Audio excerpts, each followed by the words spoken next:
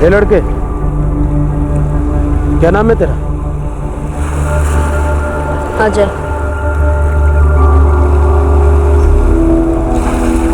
घर किधर है तेरा? घर है नहीं क्या?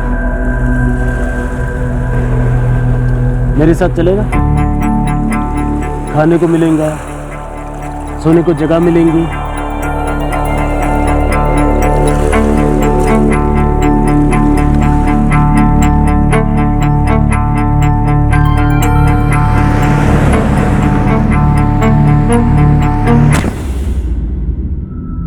नायर साहब, हम पूरी कोशिश कर रहे हैं, आपका बेटा रवि जल्द से जल्द मिल जाएगा। इंस्पेक्टर साहब, 2 दिन हो गए हैं, मेरा बेटा बहुत ही छोटा है, सिर्फ 10 साल का ही। सर, आज तक वो कभी भी अकेला नहीं रहा है, वो अकेला नहीं रह पाएगा सर। सर, मैंने हर पुलिस स्टेशन में पता किया, यहाँ तक कि रेडियो, टीवी, न्यूज़पेपर, हर जगह अपनी तरफ से हर वो कोशिश की, लेकिन रवि नायर का कुछ भी पता नहीं चला।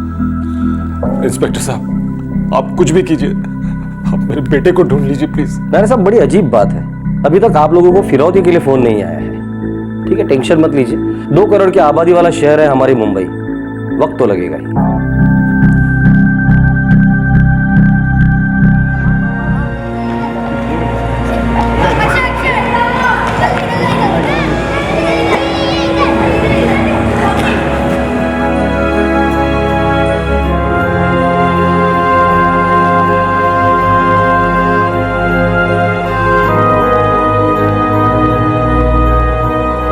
कहाँ गया होगा, किसके साथ होगा, मेरे खाना पीना क्या हो रहा होगा। भगवान पर भरोसा रख अम्मा, अपना रवि आ जाएगा। मधु, तूने उसे इस तरह क्यों डांटा? अरे बच्चा ही तो है, गलती किससे नहीं होती। मुझे सिर्फ उसकी भलाई की फिक्र थी। भगवान की कसम, वो मुझे जान से भी ज्यादा प्यारा है।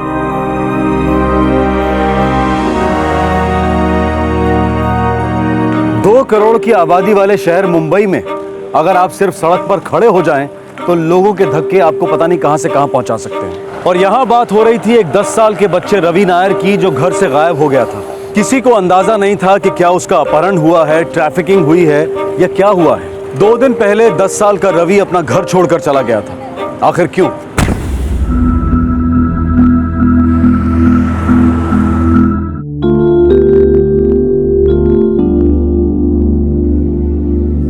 रवि, बेटा ये छाछ पी ले। नहीं दादी, मुझे नहीं चाहिए। पी ले बेटा, पीने के बाद अच्छा लगेगा, पेट में ठंडा लगेगा। दादी मुझे ठंडा नहीं लगना है, मुझे नहीं पीना है बस।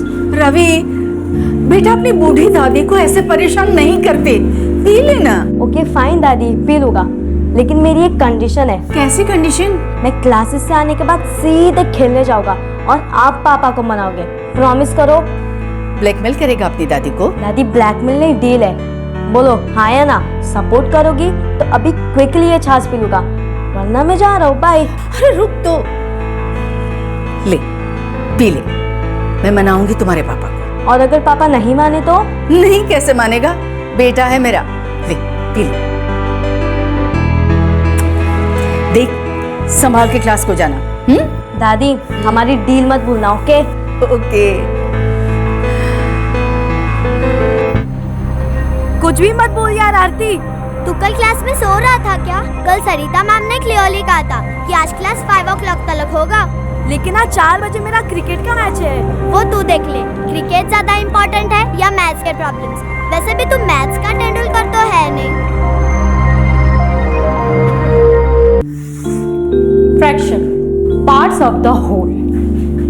1/2, 1/3, 1/4, 1/5।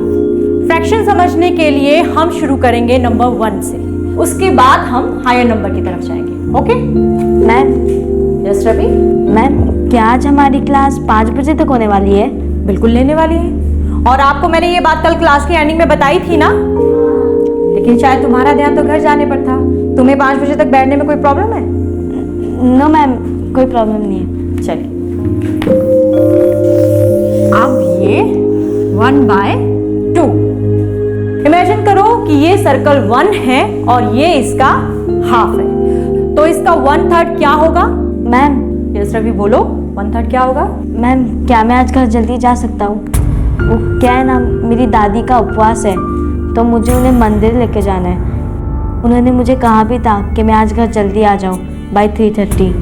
सच बोल रहे हो? गॉड प्रॉमिस मैम, मैं सच बोल रहा हूँ। Okay go. Thank you ma'am. चौथी कक्षा का विद्यार्थी रवि पढ़ाई में काफी तेज था और खेल में भी उतना ही तेज। ज्यादातर हिंदुस्तानी बच्चों की तरह रवि की जान भी क्रिकेट में ही अटकी थी। ट्यूशन क्लास का एक एक्स्ट्रा घंटा उस दिन उसके क्रिकेट के प्लान को उथल पुथल करने वाला था और रवि किसी भी कीमत पर उस क्रिकेट मैच को मिस नहीं करना चाहता था।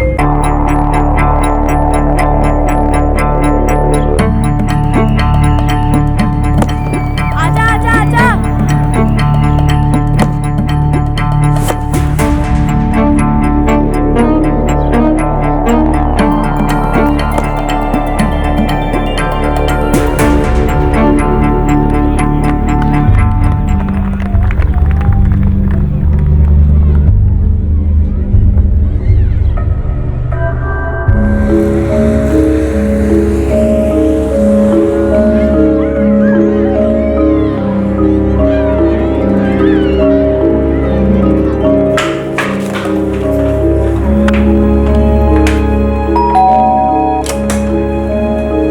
हाँ बेटा।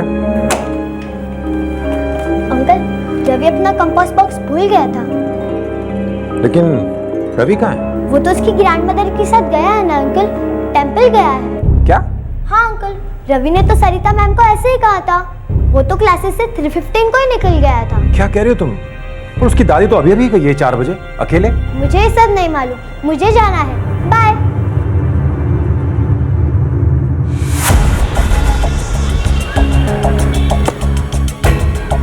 ये चौका! ओह शिट, 5:30 बज गए। मुझे भागना होगा यार। अगर आरती कॉलोनी में पहुंच गई तो शिट।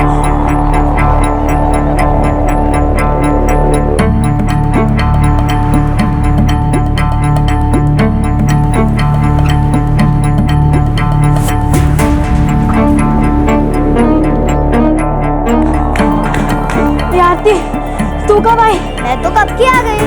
मेरे घर वालों ने तुझे देखा तो नहीं ना? हाँ, मैं तेरे घर पे गई थी। पागल हो गई है क्या तू? मेरे घर क्यों गई थी? अरे तू तेरा कंपास बॉक्स क्लास में भूल गया था तो रिटर्न करने गई थी। मेरे घर पे कौन था? मेरे पापा तो नहीं थे ना? अंकल ही थे, मैंने बॉक्स उन्हीं को दिया। मर गया मैं।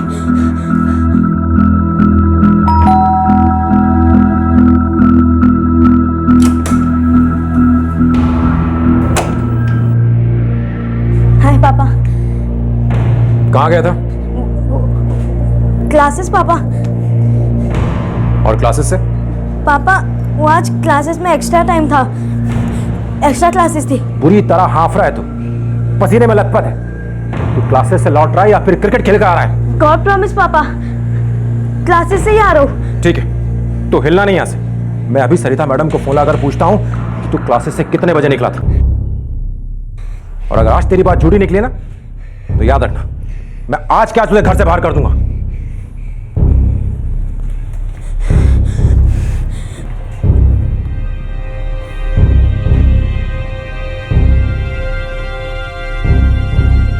हाँ सरिता मैडम नमस्कार, मैं मधुसूदन नायर बोल रहा हूँ, रवि नायर का father.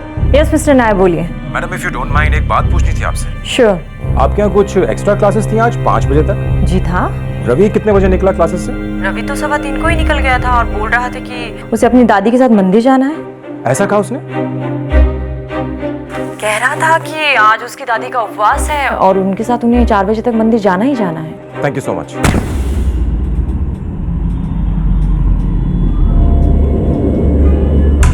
Ravi, Ravi, Ravi,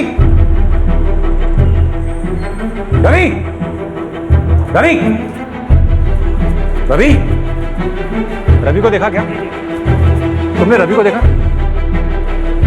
Ravi, Ravi, Ravi,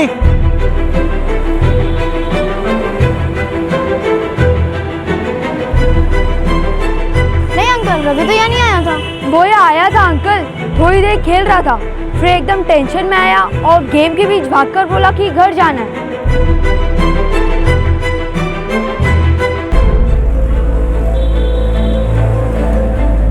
no uncle, वो तो यहाँ पे नहीं आया, पर मैंने उसे लास्ट टाइम बिल्डिंग के ऊपर भागते हुए देखा था 540 के आसपास।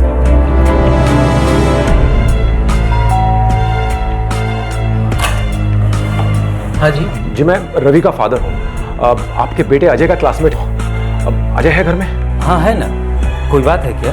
मेरा बेटा रवि आया था क्या यहाँ पे? रवि तो यहाँ नहीं आया है। हमारा स्कूल 1:30 को ही खत्म होता है। उसके बाद वो अपने घर गया और मैं अपने घर। पूरी कॉलोनी में ढूंढ लिया, सबके घर देखा पर रवि कहीं नहीं मिला। मैं तो उसके स्कूल के सारे फ्रेंड्स के घर आया, पर मंदिर का पुजारी पहचानता उसे, बोला अच्छा रवि मंदिर भी नहीं आया। उसने आज झूठ बोला था ट्यूशन क्लास में, और झूठ बोल करके वो क्रिकेट खेलने चला गया। मुझे बहुत गुस्सा आया, मैंने उसे डांट दिया।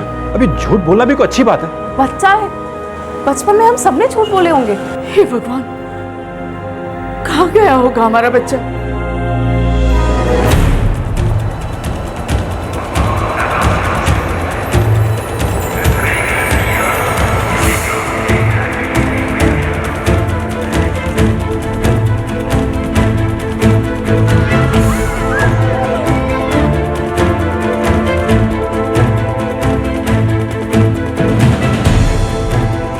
रवी नायर नावाचा एक 10 वर्षाचा मुलगा गोविंद अपार्टमेंट सायन येथून हरवलेला आहे। रंग गोरा, उंची 4 फूट 7 इंच। जर तो कोणालाही सापडला तर ताबडतोब जवळच्या पोलीस स्टेशनशी संपर्क साधा। हमारे घर का एकलौता बच्चा है सर। माँ कहाँ है उसकी? उसकी माँ नहीं है, 3 साल पहले एक्सीडेंट में गुजर गई। इंस्पेक्टर साहब, वो बेटा है मेरा, मैं उसे डराना नहीं चाहता था। मैं सिर्फ उसकी झूठ बोलने की आदत छुड़वाना चाहता था। एक्चुअली में सर, हमारा जो रवि है ना, एक ब्रीदिंग प्रॉब्लम है, डेलिकेट हेल्थ है, लेकिन उसको तो ऑल द टाइम खेलना है, इसलिए हम सब लोग उसको लेके बहुत केयरफुल रहते हैं। सर उससे वैसे सब कुछ अलाउड है, लेकिन लिमिट में। हे भगवान, कहाँ होगा हमारा बच्चा? वो बहुत भोला है। सर, मैंने उसके फोटो सभी पुलिस स्टेशन में भेज दिया है और पैम्पलेट भी बहुत जल्द बन जाएंगे। अरे साहब, आपका कोई दोस्त है यहाँ जिनके घर पर वो जा सकता है? ऐसा कोई दोस्त होता तो उसका फोन अब तक आ गया होता मुझे। और मैं यहाँ नहीं रहता हूँ, मैं दुबई में रहता हूँ, और यहाँ सिर्फ 3-4 हफ्ते के लिए आता हूँ अपने बेटे से मिलने के लिए। तो यहाँ किसके साथ रहता है वो? जी, वो मेरे भाई और भाभी के साथ रहता है। सर मेरा नाम वेणु है और ये मेरी वाइफ गीता है। हम दोनों की मदर भी हमारे साथ रहती है। सर रवि हमारे लिए अपने बेटे जैसा है। लेकिन यार सब हम सुबह तक इंतजार करेंगे, शायद रवि अपने आप चला है। मुझे पता है अब आज की रात आप सभी के लिए बहुत मुश्किल की रात होगी।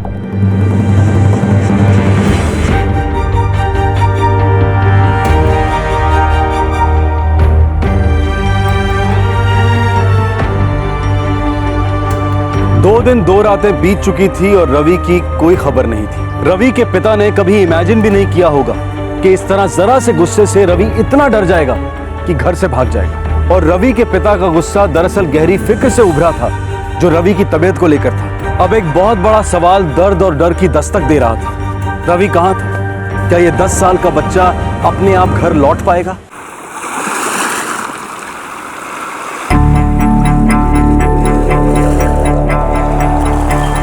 ये लड़के, क्या नाम है तेरा? अजय।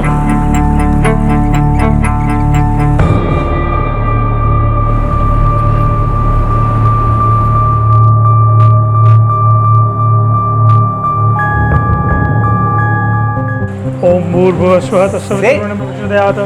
ओम भूर्भुवस्वः तत्सवितुर्वरेण्यं भर्गो। अरे हो रे बाबा, पूजा तेरी करो, बोल। सेठ, ये लड़का लापता है। अरे कौन सा लड़का? ये देखो ना, इसका फोटो छपा है। ये नंबर क्या लिखा, जरा बता मेरे को। हाँ,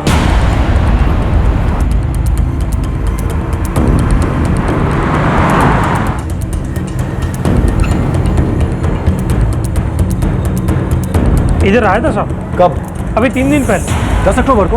हाँ, यही रात को इधर ही बैठा था साहब। उसके हाथ में एक बैग भी था।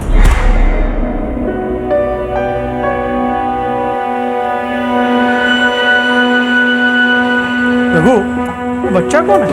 अच्छे घर का लगता है सेठ, 2 घंटे से उधर ही है। बाबा इधर क्या कर रहा है तू? कुछ नहीं। कुछ नहीं मतलब? पिछले 2 घंटे से तू एक ही जगह पे खड़ा है, क्या बात क्या है? भूख लगी है। भूख लगी है तो अपने घर जाके खाना खा।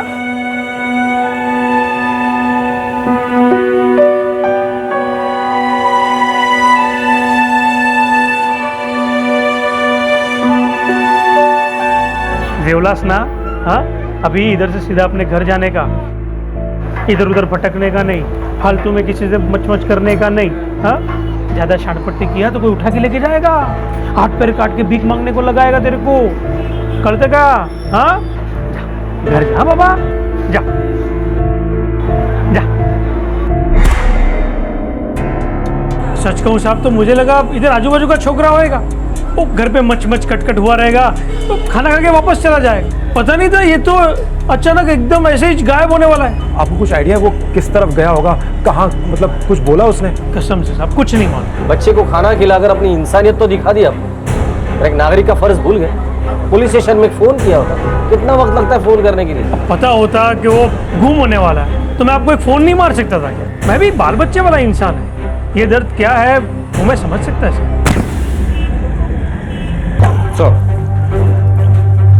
हमने जो पैम्पलेट्स छपवाए थे उसका काफी अच्छा रिस्पांस आया है। गोवंडी, मानखुर्द, चूनाभट्टी, वसई थाने से पब्लिक के काफी फोन आए हैं। उनका कहना है कि उन्होंने बच्चे को देखा है, लेकिन सर जब मैं जाकर वहां पर देखता हूं तो बच्चा कोई और ही निकलता है।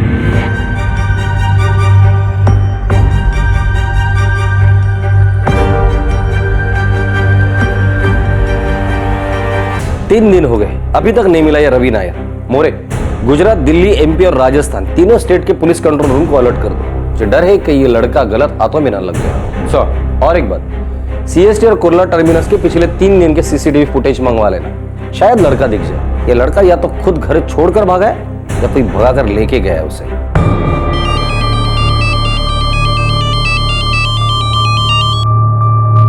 हेलो हेलो मधुसूदन, मेरे रवि की कोई खबर? नहीं पापा, कोई खबर नहीं। कहाँ गया मेरा बच्चा? मेरा रवि कहाँ गया? सारी गलती मेरी है पापा, मैं उसे डराना नहीं चाहता था, मैं सिर्फ उसे सिखाना चाहता था कि झूठ बोलना गलत बात है। भगवान मेरे रवि को बुरी लोगों से बचाए। मैं मंदिर में पूजा करवाऊंगा, आखिर मेरे बेटी की एक ही निशानी है वो।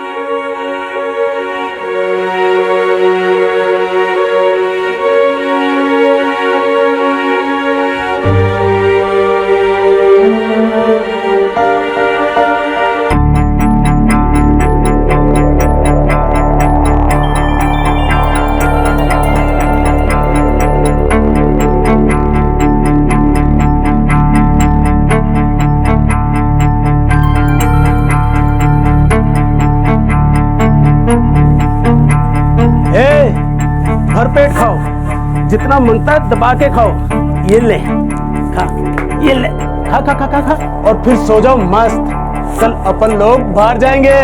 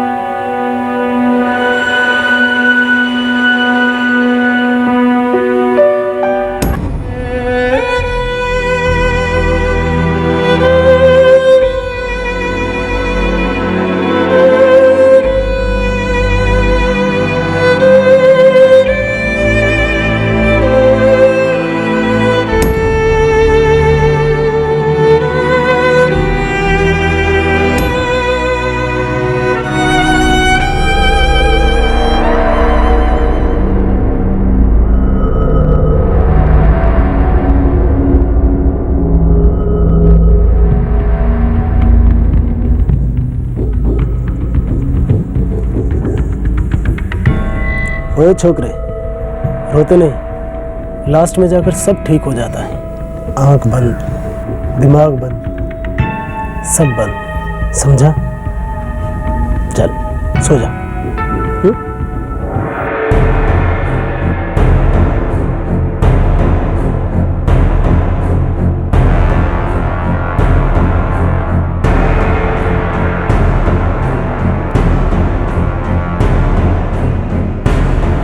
4 दिन हो गए, अभी तक एक भी लीड नहीं मिली हमें। सर रवि खुद अपने घर से भागा है। शायद वो अपनी असलियत किसी को बता ही ना रहा हो, या तो हो सकता है कि वो डर गया हो कि कहीं कोई उसके घर वापस न पहुंचा दे, या तो जानबूझकर छिप रहा हो। सर जो ही हो, पर उस 10 साल के बच्चे के दिमाग में आखिर चल क्या रहा होगा?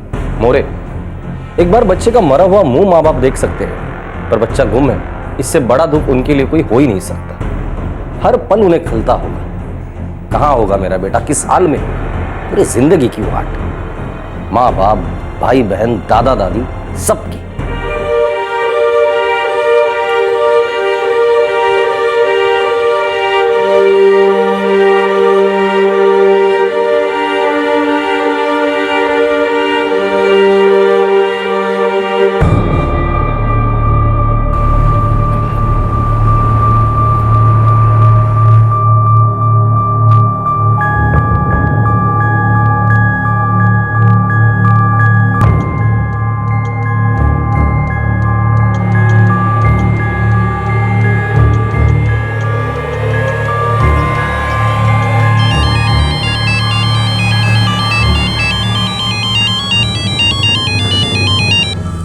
हेलो, क्या ये मिस्टर मधुसूदन नायर का नंबर है?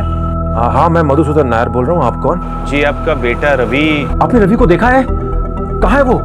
बोलिए बोलिए। देखिए, मेरा नाम गौतम मेहता है, मैं एक सेल्समैन हूँ। मैं अभी सूरत गुजरात से लौट रहा हूँ बस से। अच्छा, लेकिन आपने रवि को कहाँ देखा है? सूरत में या फिर बस के अंदर? वो आज मैं सूरत की एक फैक्ट्री में गया था, कॉल्थ हाउस फैक्ट्री से। शायद मैंने इस लड़के को वहाँ पे देखा है। लेकिन सूरत में किस फैक्ट्री में देखा? आपने कहाँ देखा उसे? वनराइट टेक्सटाइल। वनराइट टेक्सटाइल, ठीक है, थैंक यू सो मच। कहाँ है वो? सूरत में।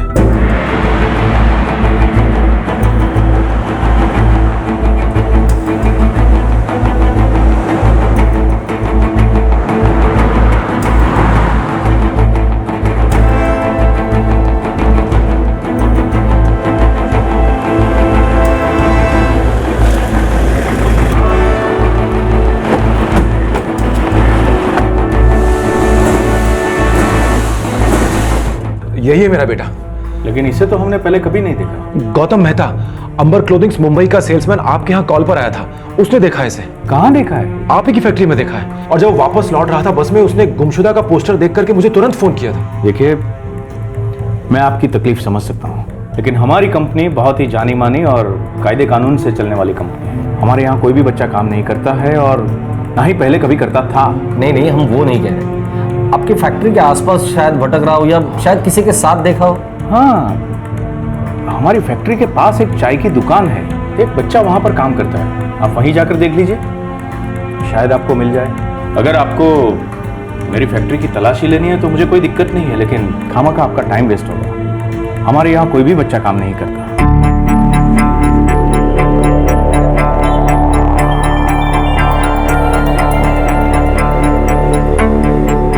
शामू, 112 नंबर यूनिट में 15 कटिंग देके आ, फटाफट जल्दी जा।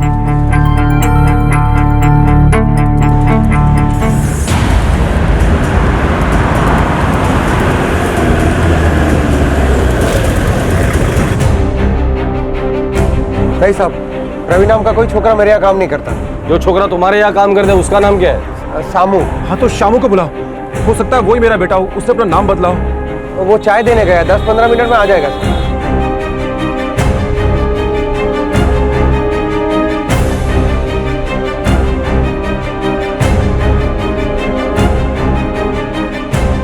साहब, हो रहा साहब।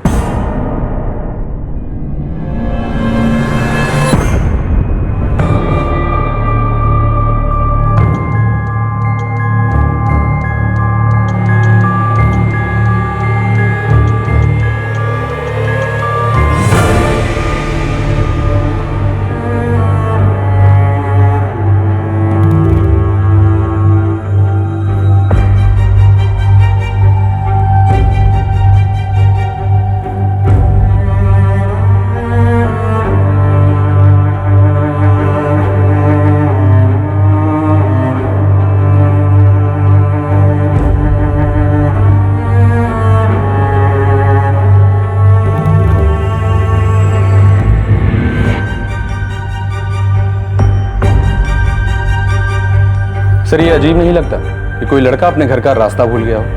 और वो कई दिनों से लापता हो, और वो भी एक ऐसा लड़का जो 4th क्लास का स्टूडेंट है। बोल सकता है स्मार्ट। मोरे, अपना नेटवर्क एक्टिवेट कर दो। और एक चांसेस है कि ये लड़का किसी रैकेट के हाथ में लग गया है। उसे जल्द से जल्द वहां से छुड़ाना चाहिए। बहुत हो गया अब। रवि को गायब हुए पूरे 12 दिन हो गए थे।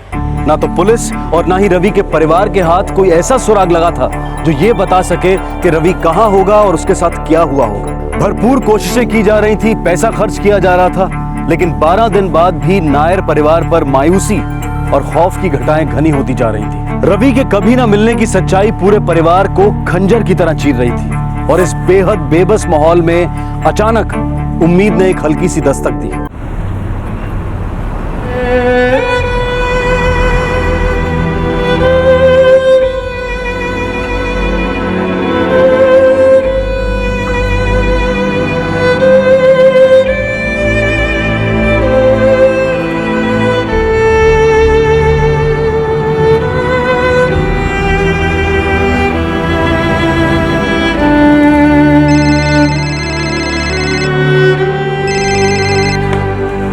San police station.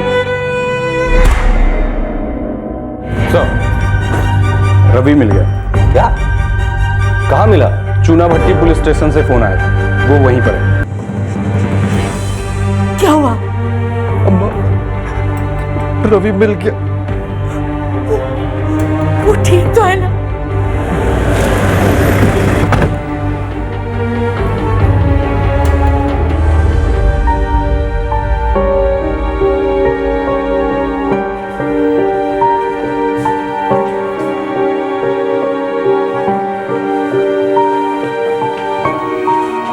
रवि,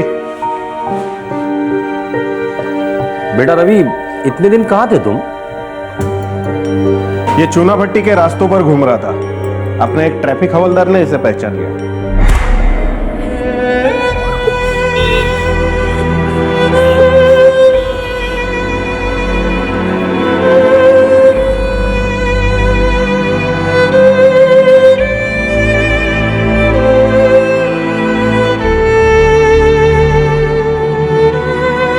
क्या रे, क्या चला?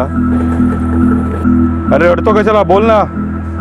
मुझे घर जाना है। तो जाना, इधर क्यों बैठा है?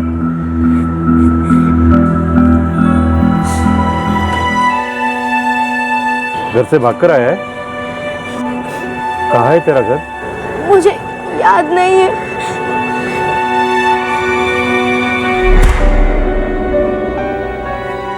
कांस्टेबल शिरके इसे यहाँ ले आए और हमने ताबड़तोड़ पहचान लिया ये सायन का केस है। ये मिसिंग लड़का है रवि नायर, और उधर के उधर आपको फोन लगाया। पिछले 12 दिनों से हम लोग इसे दिन रात ढूंढ रहे थे। इसे ढूंढने के लिए तो हम लोग सूरत तक जाकर आए थे।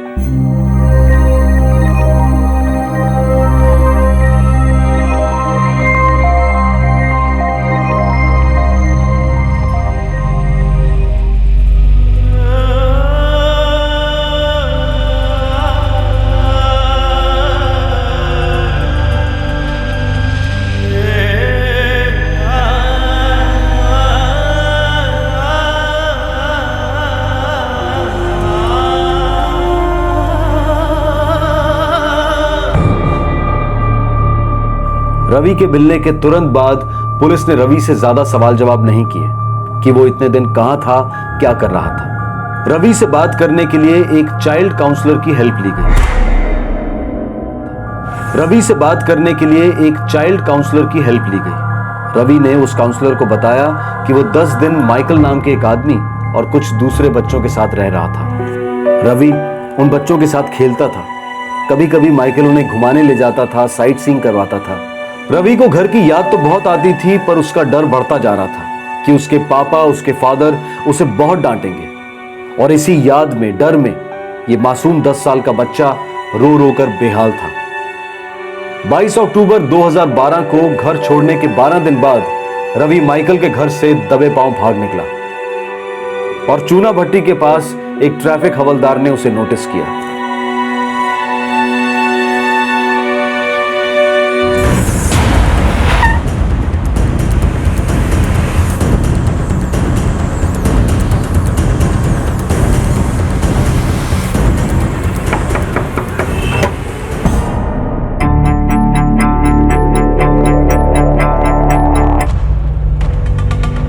ये सभी बच्चे रवि की तरह गुम हुए बच्चे हैं इंस्पेक्टर। मेरे को कहाँ कहाँ मिलते हैं, इन्हें कुछ याद ही नहीं। इनका घर किधर है, कहाँ से आए, कौन है, कुछ नहीं। और तुम इन्हें अपने पास रख लेते हो। मुझसे बेहतर आप जानते हैं इंस्पेक्टर कि बच्चे अगर गलत हाथों में पड़ जाएं तो उनके साथ क्या हो सकता है। मैं तो बस इन्हें खाने के लिए और रहने की जगह देता हूँ, वो भी तब तक जब तक इन्हें इनका घर ना मिल जाए। मैं इनसे कभी कुछ काम नहीं करवाता साहब, आप चाहे तो इनसे पूछ सकते हैं। कभी नहीं, कुछ नहीं। बच्चा तो गॉड का रूप होता है साहब।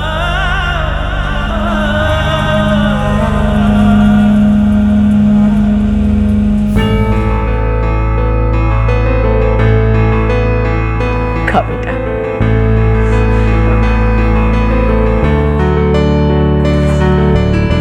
आराम से खा।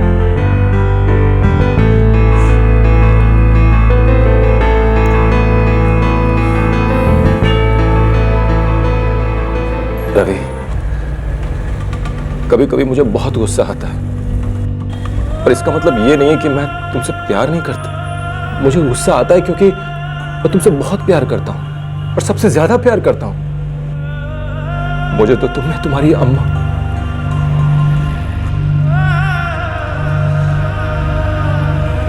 आइंदा ऐसा कभी मत करना। मैं तेरे बगैर जी नहीं पाऊंगा, खत्म हो जाऊंगा। तू समझ रहा है मैं क्या कह रहा हूं? पापा, सॉरी पापा।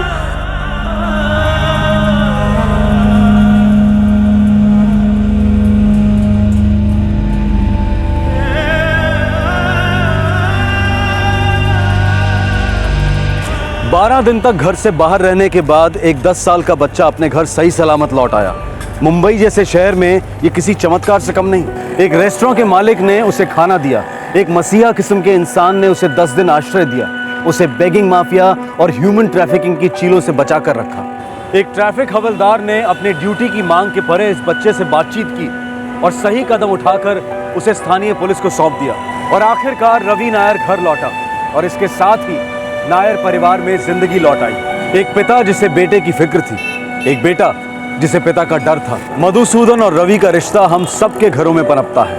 माँ बाप बच्चों को सुधारना चाहते हैं, उन्हें बेहतर इंसान बनाना चाहते हैं, उनके स्वास्थ्य का ख्याल रखते हैं। और बच्चे होने के नाते अपना विरोध एक रिबेलियस तरीके से बयां करते हैं। अक्सर दोनों पक्ष सही होते हैं पर एक दूसरे को समझने में गलत होते हैं। ये गलती बहुत बड़ी नहीं है, लेकिन जो छोटी सी गुंजाइश रह जाती है उसे भरना, उस खाई पर एक पुल बांधना बहुत जरूरी है, वरना रवि नायर जैसे केसेस कम नहीं होंगे। एक बहुत मशहूर इंग्लिश कहावत है जिसका मतलब है कि जब तक मैं समझ पाया कि मेरे पिताजी कितने सही थे, मैं खुद पिता बन गया। और मेरा लड़का हर मोड़ पर मुझे यह बताता रहा कि मैं कितना गलत हूं। 10 साल पहले जो बगावत बच्चे 16-17 की उम्र में दिखाते थे, वो आज बच्चे 12-13 की उम्र में दिखाते हैं। टीवी और इंटरनेट से एक्सपोजर, फास्ट फूड के कारण हार्मोनल चेंजेस, ये सभी बच्चों के इमोशनल सिस्टम में तबाही मचा सकते हैं। उनके आइडियाज, उनका व्यवहार अक्सर बड़ों जैसा होता है, लेकिन वो हैं तो बच्चे ही।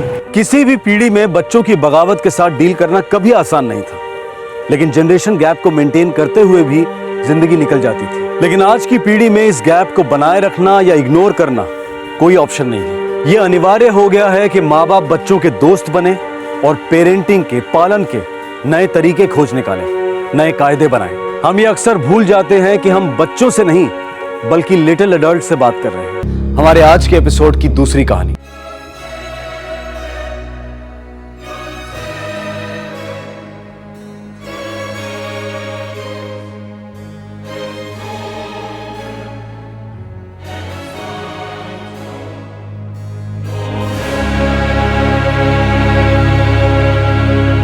कहते हैं कि एक तस्वीर 1000 शब्द बयां कर जाती है।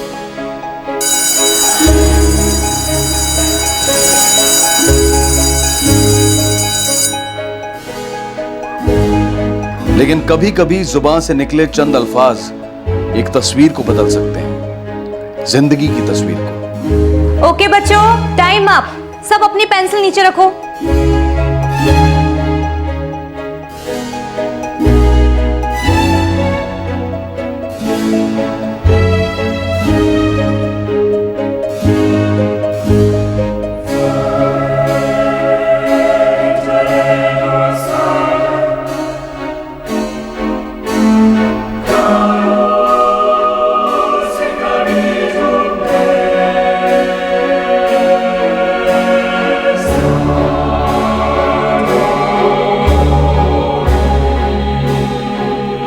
ये तेजस ने लिखा है? Yes ma'am. तेजस, क्या है तुमने लिखा है? मैं तुमसे पूछ रही हूँ तेजस, जवाब दो। Yes ma'am. और ये जो तुमने लिखा है, क्या वो सच है? क्या ये सच है बेटा? अगर तेजस ने जो कुछ भी लिखा है वो सच है तो फिर ये तो एक जुर्म है गीता। हमें पुलिस को इन्फॉर्म करना चाहिए। नहीं, अभी नहीं। पहले उसके पेरेंट्स को एक मीटिंग के लिए बुलवाओ तुरंत, और इंसिस्ट करना कि तेजस के फादर उस मीटिंग में जरूर आए। ओके?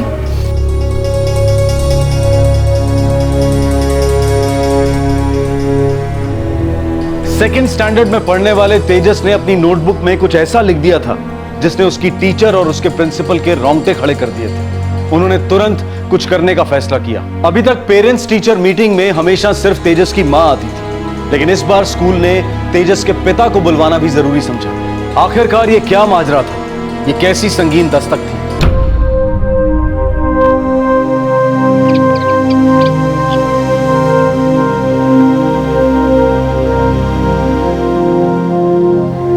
ये क्या है बेटा? तुम्हारी टीचर ने मुझे स्कूल क्यों बुलाया? तेजस, कुछ पूछ रहे हो ना? और यहाँ लिखा है कि इस नोट पे तुम्हारे पापा का सिग्नेचर चाहिए। ऐसा क्यों बेटा? ठीक है, जब तुम्हारे पापा ये नोट पढ़ेंगे तो उन्हीं को बताना।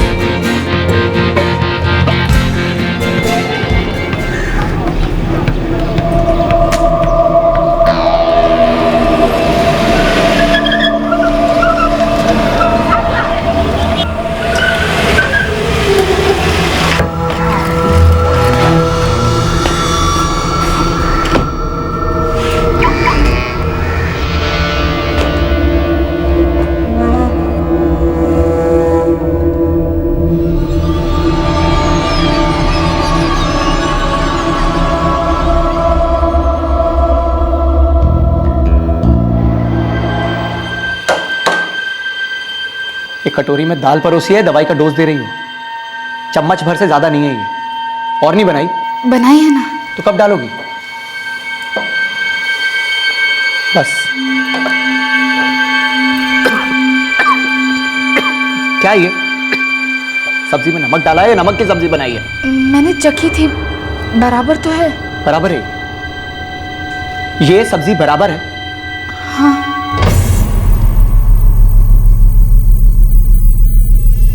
लेखा, नमक ज्यादा है कम? ज्यादा ज्यादा है। हाँ? तूने अभी बोला ना कि बराबर है नमक। खा, थोड़ा और खा। प्लीज मुझे मत मारिए। क्या ये तेजस, क्या मस्ती की स्कूल में? होमवर्क नहीं किया? वर्कबुक घुमाई है? किसी को मारा है? क्या किया है? आरती जी? क्यों बुला रहे हैं स्कूल वाले तुम्हें मिलने के लिए? मुझे नहीं पता। तुम पूरा दिन भर घर में करती क्या रहती हो? इसने स्कूल में क्या किया तुम्हें पता ही नहीं? मैंने इससे कई बार पूछा लेकिन ये मुंह ही नहीं खोलता। मैं वहां ऑफिस में पूरा दिन भर खपता रहता हूं और यहां तुम दोनों का चल क्या रहा है? हाँ, तुम्हारे बेटे की स्कूल से कंप्लेंट आई है और तुम्हें पता ही नहीं क्यों? अगर तुझे पता नहीं होगा तो किसे पता होगा? तेरे बाप को या मेरे बाप को? जवाब दे, बोल। मुझे नहीं पता। प्लीज मुझे मत मारिए। हे देवा, प्लीज मुझे मत मारिए। फिर से शुरू हो गए इनके चिल्लम चिल्ले। अब तो ये रोज रोज का होने लगा है। कुमुद, तुम आरती से बात करो ना। मेरी कुछ सुनती ही नहीं है। कुछ पूछो तो एकदम गूंगी सी हो जाती है। बेचारी बेचारी बनकर आज तक कभी किसी का भला नहीं हुआ है कुमुद। तुम्हें उसे समझाना ही होगा। जो भी है उन दोनों के बीच, ये इस तरह से हल नहीं होने वाला है।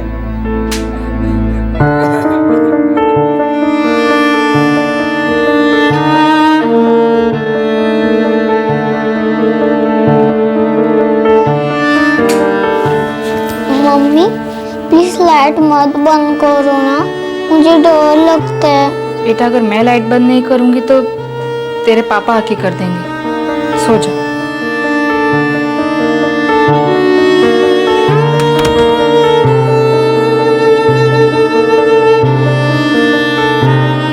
क्लास में एक शब्द नहीं बोलता है, कुछ पूछो तो रिस्पॉन्ड ही नहीं करता। रेसिस में भी अकेले बैठकर अपना टिफिन खाता है, किसी के साथ खेलता भी नहीं है। उसका कोई दोस्त नहीं है स्कूल में, बस अपने आप में ही रहता है। मिसेस भंडारकर, मैंने तेजस की फर्स्ट स्टैंडर्ड की क्लास टीचर से बात की है और उनका भी यही कहना है कि ये प्रॉब्लम नई नहीं है, पिछले साल से चल रही है। एग्जैक्टली प्रॉब्लम क्या है मिसेस भंडारकर? नो मैम, कोई प्रॉब्लम नहीं है। घर पर भी ऐसे ही चुपचाप रहता है वो? नहीं तो। आपकी सोसाइटी में फ्रेंड्स हैं उसके? बाहर जाता है खेलने? जी हाँ, वो खेलने तो रोज नीचे जाता है। घर से बाहर जाता है पर खेलता है, हंसता है, वो दौड़ता है दोस्तों के साथ? आपने खेलते हुए देखा है उसे? मैम वो उस वक्त मुझे घर का काम रहता है और उसी वक्त तेजस के पापा भी घर लौट आते हैं। तो आपके हस्बैंड क्या करते हैं मिसेस भंडारकर? जी वो इंजीनियर हैं, सर्विस करते हैं। आपकी तबीयत तो ठीक है ना? जी हाँ, मैं बिल्कुल ठीक हूँ। लग तो नहीं रहा। ये चेहरे पे ये निशान कैसे? वो मैम वो हमारी सोसाइटी में मच्छर बहुत हैं। मच्छर? आई सी। देखो आरती, मैं तुम्हें आरती तो बुला सकती हूँ ना? जी बिल्कुल। आरती, तुम्हारा बेटा तेजस अब क्लास 2 में है, पर क्लास 2 के बच्चों की तरह बिहेव नहीं करता। दरअसल उसकी बिहेवियर किसी भी एंगल से नॉर्मल नहीं है। मुझे लगता है कहीं ना कहीं कुछ ना कुछ है जो उसे बहुत ज्यादा डिस्टर्ब किया जा रहा है। मेरा कहना यह है कि आप तेजस के साथ आराम से बैठकर बात कीजिए, उससे प्यार से पूछिए कि आखिर बात क्या है। लेकिन मैम सब बच्चे बातूनी नहीं होते, कुछ बच्चे खामोश भी तो रहते हैं। आरती, मैंने हजारों बच्चों को देखा है, उनके फैमिलीज को देखा है, जाना है, पहचाना है। खामोश रहना कुछ और बात होती है आरती, और खामोश बन जाना कुछ और। ये खामोशी एक दस्तक है आरती, इसे ना सुनने की गलती मत करो।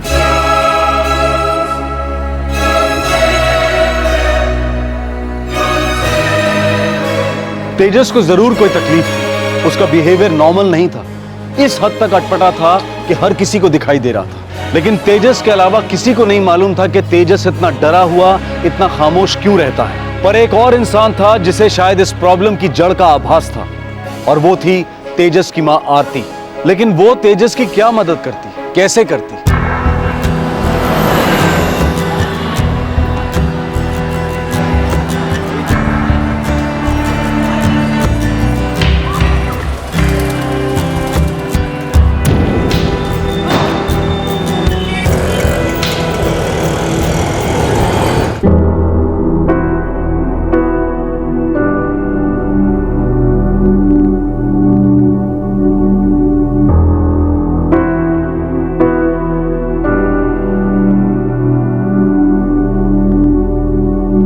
ये है अपना फायर ब्रिगेड। जहाँ कहीं भी आग लग जाती है ना, तो फायर स्टेशन में कॉल आते हैं, तो फायर ब्रिगेड निकलता है, मजबूत आदमी और ढेर सारे पानी के साथ। और पानी कहाँ होता है?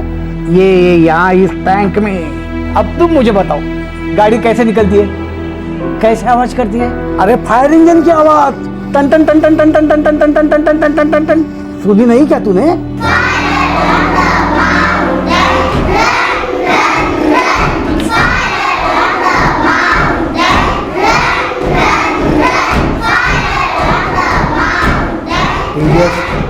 जल्दी जल्दी जल्दी, फायर ब्रिगेड को बाहर निकालो। तेजस, आग को बुझा दो। तेजस, आग को बुझा दो, आग को बुझा दो। तेजस, तेजस, तेजस, तेजस बेटा, क्या हुआ बेटा?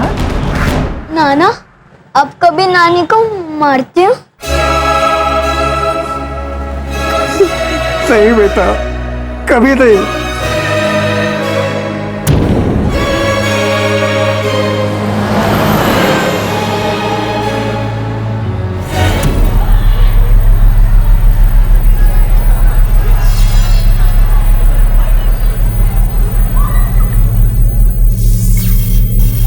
यूएन पॉपुलेशन फंड की रिपोर्ट के अनुसार भारत में 2/3 से भी ज्यादा शादीशुदा महिलाएं घरेलू हिंसा का शिकार होती हैं। भारत में 19 और 49 वर्ष के बीच की 70% शादीशुदा औरतें पति के हाथों हिंसा और इच्छा के विरुद्ध जबरदस्ती संभोग का शिकार होती हैं। बिहार, यूपी, एमपी और उत्तर भारत के अन्य राज्यों में हर दूसरी महिला ने जीवन में कभी ना कभी घरेलू हिंसा भुगती है। हमारे देश में रिकॉर्ड किए गए और अनुमानित मेडिको लीगल केसेस के 53% केसेस घरेलू हिंसा के पाए गए हैं। क्यों? क्या इसलिए क्योंकि अधिकतम औरतें आर्थिक रूप से पुरुषों पर निर्भर हैं? क्या इसलिए कि लगातार मानसिक और शारीरिक हिंसा के कारण औरतों का आत्मसम्मान पूरी तरह से टूट जाता है और वो वाकई अपने आप को इज्जत और गरिमा के लायक समझना बंद कर देती है? या फिर सामाजिक दबाव और बच्चों के भविष्य की चिंता औरतों को ये हिंसा सहने पर मजबूर करती है?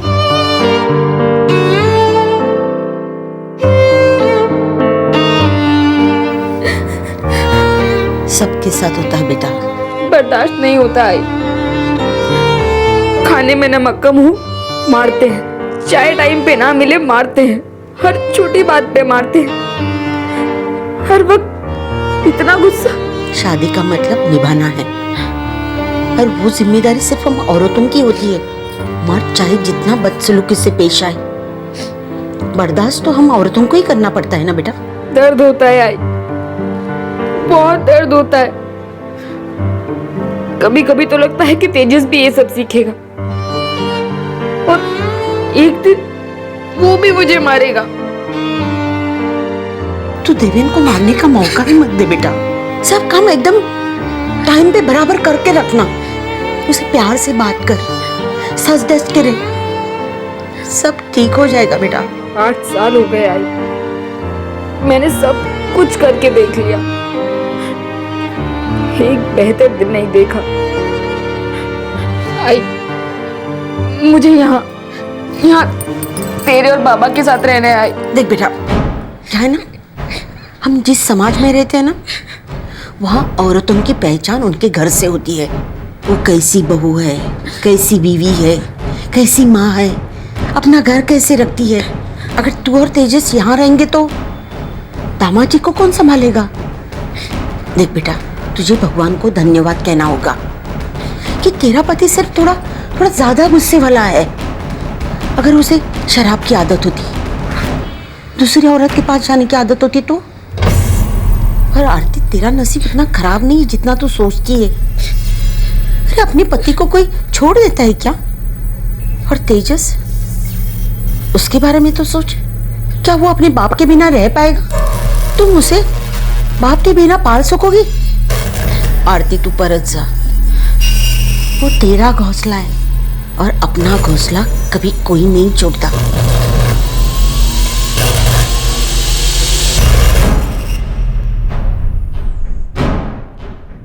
प्लीज मुझे मत मारिए, प्लीज। एक काम तक ठीक से नहीं आता तुझे करने के लिए। क्या देख रही है? इधर नहीं, इधर नहीं।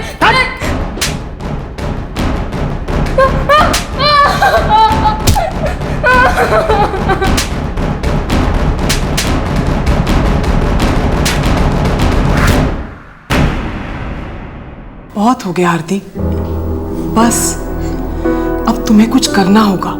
देखो, बुरा मत मानो, लेकिन तुम्हारा पति ठीक नहीं है।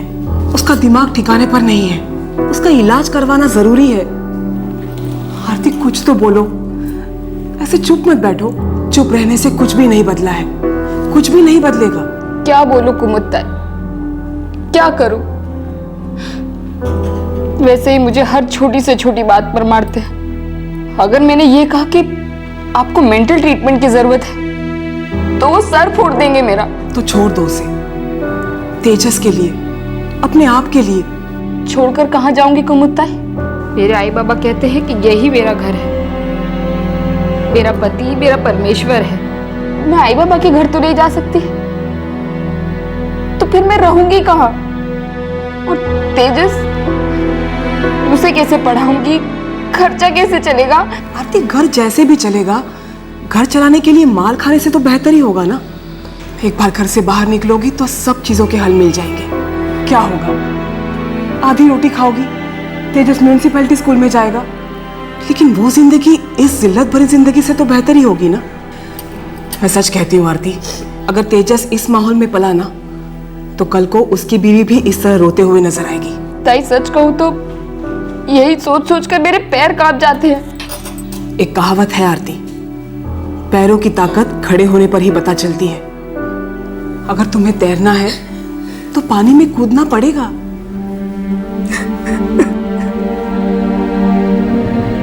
बच्चों, आज हम एक बहुत मजेदार चीज करने वाले हैं, तो आप सब तैयार हो उसके लिए? Very good.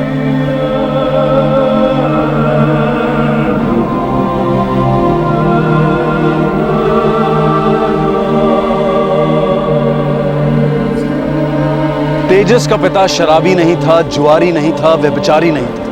वो अच्छा कमाता था और घर में भी पैसे देता था, लेकिन उसका गुस्सा लिमिट से कोसों दूर था और इसी वजह से वो अपनी पत्नी और कभी कभी अपने बच्चे को बुरी तरह से पीटता था। तेजस की माँ अपने आप को बेसहारा समझती थी, चुपचाप सहती थी और छोटा सा तेजस खौफ की चादर ओढ़कर रात रात भर सोता नहीं था। वो सोचता रहता, प्लेग्राउंड में, क्लासरूम में, हर सेकंड हर पल सिर्फ यही सोचता रहता कि वो अपनी माँ और अपने लिए क्या कर सकता है। My family in 10 sentences, okay? तो आज आपको अपनी फैमिली के बारे में डिस्क्राइब करना है। अपने पापा, मम्मी, भाई, बहन सबके बारे में लिखना है। वो सारी मजेदार बातें लिखनी है जो आप उनके साथ एंजॉय करते हो। तो are you ready? Your time starts now.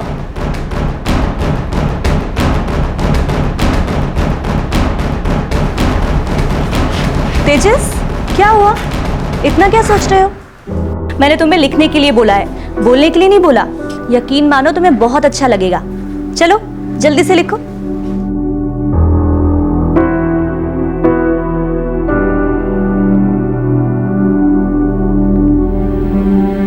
मेरे पापा हमेशा गुस्से में रहते, मम्मी को मारते, अगर खाने में नमक कम हो तो मारते हैं, अगर मम्मी कुछ बोलने गए तो मारते हैं, हमेशा मारते रहते।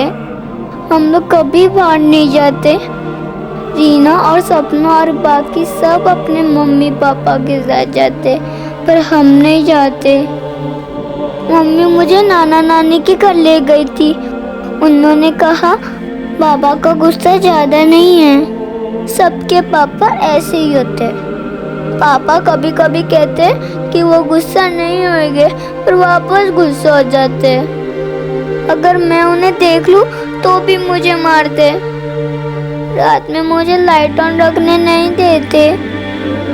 मुझे वर्ल्ड में सबसे ज्यादा डर मेरे पापा से लगता है। कहते हैं कि एक तस्वीर 1000 शब्द बयां कर जाती है, लेकिन कभी कभी जुबान से निकले चंद अल्फाज एक तस्वीर को बदल सकते हैं, जिंदगी की तस्वीर को। एक बच्चे द्वारा लिखे गए टूटे फूटे शब्दों ने एक जुर्म की दस्तक बयां की थी जो उसकी मासूम नजरों ने देखा था। अगर तेजस ने जो कुछ भी लिखा है वो सच है तो फिर ये तो एक जुर्म है गीता। हमें पुलिस को इन्फॉर्म करना चाहिए। पहले उसके पेरेंट्स को एक मीटिंग के लिए बुलाओ, तुरंत।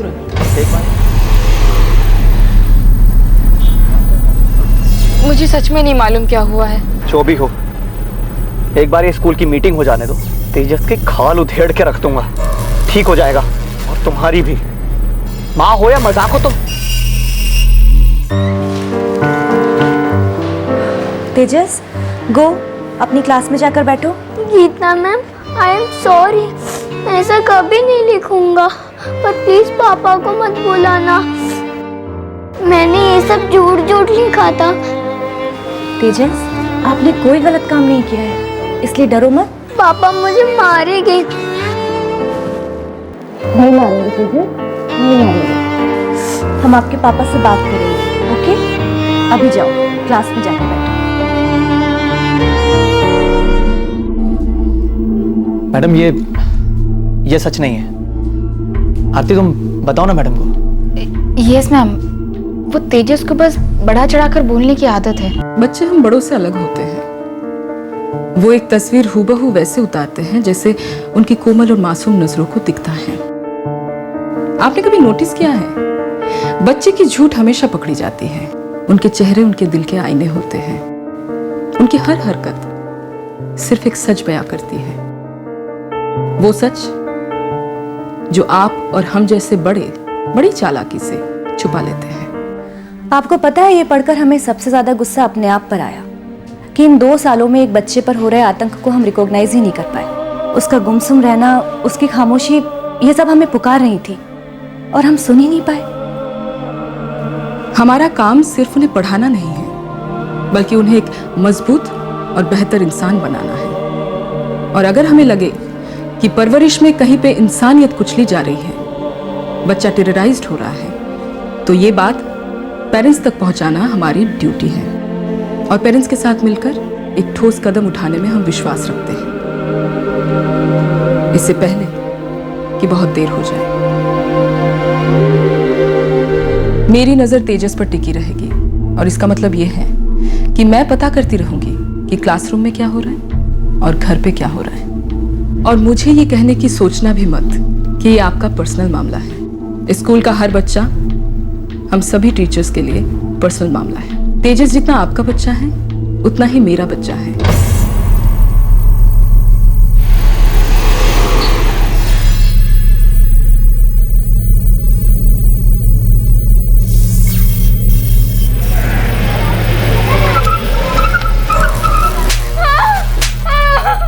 मैं तुझसे आखिरी बार पूछ रहा हूं, बता दे, तूने सिखाकर भेजा था ना इसे? मैं सच कह रही हूँ, मैंने इसे कुछ नहीं कहा। झूठ बोलती है तू, हैं? झूठ बोलती है मेरे आगे, झूठ बोलती ये मैंने लिखा था पापा, मम्मी ने मुझे नहीं बोला था।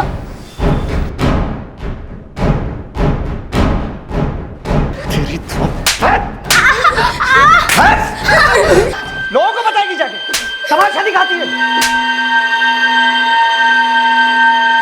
कहाँ जाएगी मैं भी देखता हूं तेरे को, जाकर दिखा।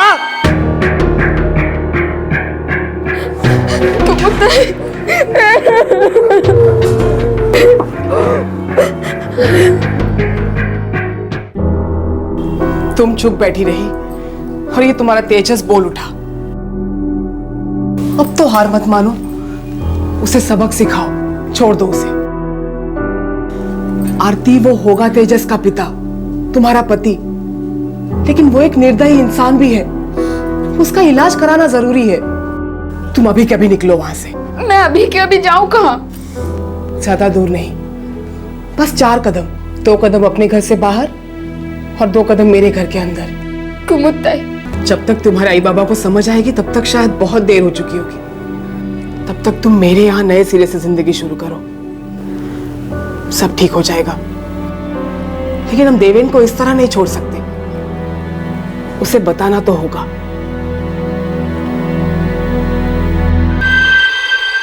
पाँच साल से ये सब कुछ चल रहा है।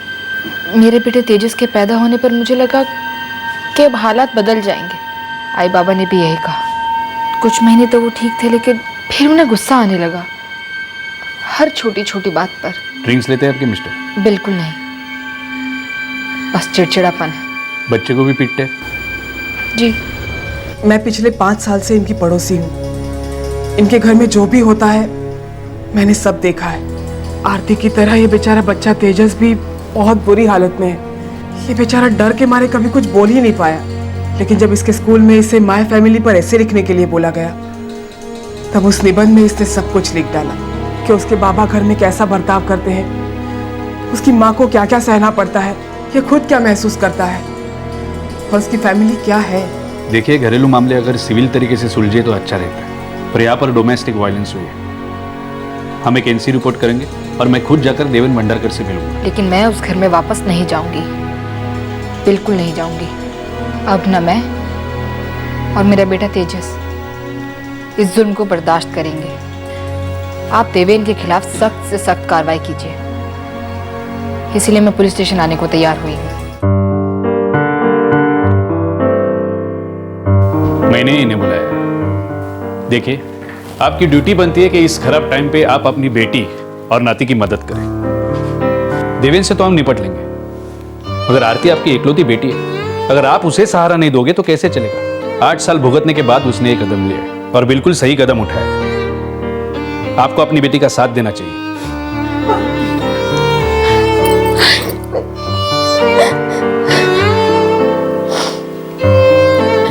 बेटे, हाथ दूर हो। टफ।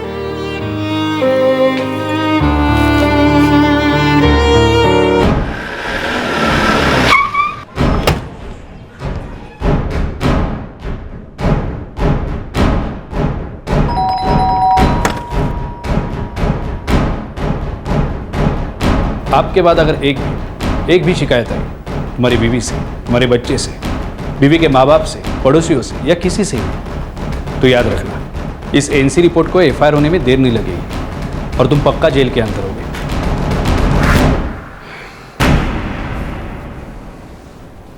देवेन, तुम एक पढ़े लिखे इंसान हो, अच्छी खासी नौकरी है तुम्हारी, कोई बुरी आदत भी नहीं, सुशील बीवी है, फूल सा बच्चा है, फिर ऐसा कौन सा भूत सवार हो जाता है तुम पर? यही मौका है, सुधर जाओ।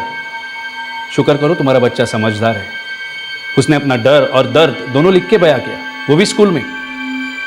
अगर चुप रहता तो बड़ा होकर शायद तुम्हारे दांत तोड़ के तुम्हारे हाथ में दे देता। अपने आप को किसी अच्छे साइकेट्रिस्ट को दिखाओ और अपने गुस्से का इलाज करो।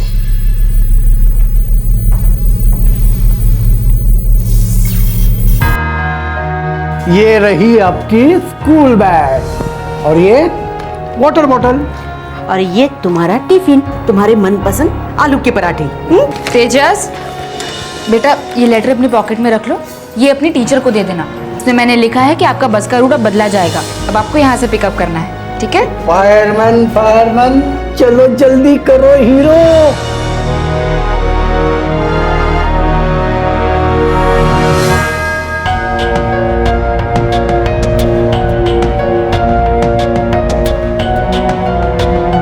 आरती और तेजस अब आरती के माता पिता के साथ रहते हैं। दरअसल ये बहुत पहले ही हो जाना चाहिए था। देवेन अब टूटे हुए पुल दोबारा बनाने की कोशिश कर रहा है। दोनों परिवार उम्मीद कर रहे हैं कि शायद कोई समाधान हो, लेकिन आरती ने दृढ़ निश्चय कर लिया है कि अब वो घरेलू हिंसा नहीं सहेगी। ये हिंसा, ये पीड़ा इतनी लंबी चली कि आखिरकार उसने इसे खत्म करने का फैसला कर लिया। हम सब भी कभी बच्चे थे और लगभग हम सभी ने स्कूल में मेरी फैमिली के बारे में निबंध लिखा ही होगा। ये जानकर बहुत खुशी होती है कि एक छोटे से बच्चे द्वारा लिखे गए बेसिक रोजमर्रा के निबंध ने उसकी और उसकी मां की जिंदगी को बदल दिया, उन दोनों को एक नया आयाम दिया। क्राइम पेट्रोल स्कूल को बहुत बधाई देता है और स्कूल के टीचर और प्रिंसिपल को सैल्यूट करता है, क्योंकि उन्होंने बच्चे के उस निबंध को सीरियसली लिया, उससे निकलती दस्तक को समझा। घरेलू हिंसा में सबसे ज्यादा बच्चों को सहना पड़ता है, हिंसा उन पर हो रही हो या घर के किसी और सदस्य पर। इसका साइकोलॉजिकल डैमेज बहुत सीरियस होता है। वो इस धारणा को मानते हुए बड़े होते हैं कि हिंसा हर करीबी रिश्ते का जायज हिस्सा है। ऐसे बच्चे बड़े होकर या तो खुद हिंसक डोमेस्टिक अब्यूजर बन सकते हैं, या फिर जब उन पर हिंसा हो रही हो तो वो उसे नॉर्मल समझकर चुपचाप सह भी सकते हैं। ध्यान रहे कि डोमेस्टिक वायलेंस से पीड़ित बच्चों के कई वार्निंग सिग्नल्स होते हैं। नींद में पेशाब का हो जाना, डरावने सपने आना, अविश्वास, दादागिरी करना, दूसरों से जुड़ने में तकलीफ महसूस करना, अपने परिवार वालों और दोस्तों को अपने से दूर रखना। बच्चों के फ्यूचर के लिए घरेलू हिंसा सहनी ही पड़ती है। ये एक बहुत बड़ी गलत धारणा है, एक बहुत बड़ा झूठ है। अपनी मां को रोज पिटते हुए देखकर बड़ा होने से अच्छा है कि बच्चा एक सिंगल पेरेंट के साथ बड़ा हो। कुछ लोग शायद ये कहेंगे कि ये सारी बातें दूसरों को उपदेश देने में, सलाह देने में बहुत आसान है, बहुत अच्छी लगती हैं, लेकिन एक औरत के लिए अपने पति के घर को छोड़कर नए सिरे से अपनी जिंदगी शुरू करना बहुत मुश्किल है। पर आप देखिए तो, एक बच्चे के सिंपल से निबंध ने, सरल शब्दों में कहे गए उसके सच ने एक पीड़ित औरत को हिम्मत दी कि वो हिंसा की दहलीज को पार करे।